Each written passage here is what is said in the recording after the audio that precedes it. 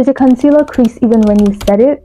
Well, I'm here to solve that problem. The problem is not the powder, the problem is your concealer application, and here's how you can literally fix that problem in like literally seconds. I'm going to start off by telling you some reasons as to why your concealer might be creasing.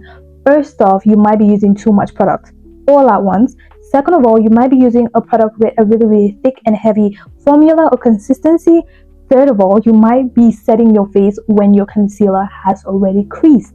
So at that point, you're literally just putting or making sure that the creases stay in place, and we do not want that. And let me show you how you can properly apply your concealer to avoid all those creasing and to make it last longer. First off, I'm using 2 shades of concealer, and our first step is going to be applying a thin layer of concealer. I'm gonna go ahead with my lighter shade. This concealer is from Pariah's Secret. You can use any concealer that has a really soft, creamy formula, and I'm using the shade Tan, and I'm gonna go in very lightly. But if you don't know how to control your hand, I would advise you put it at the back of your hand and get a thin brush and try to build that up. But for you who probably already knows how to do it, or you want to try this method, this is what I do. I take like this, very thin, and then at the other side, and the concealer placement varies per person, it doesn't really matter.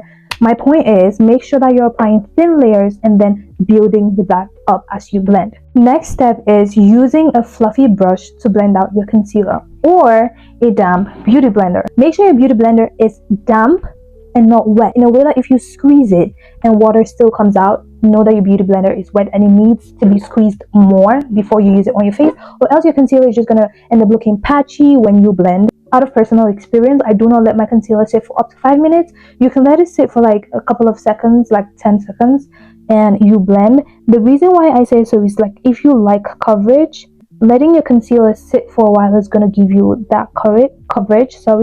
Okay, so next I'm using a translucent powder on a powder puff, and then you can go in with a brush and just lightly just tap that through.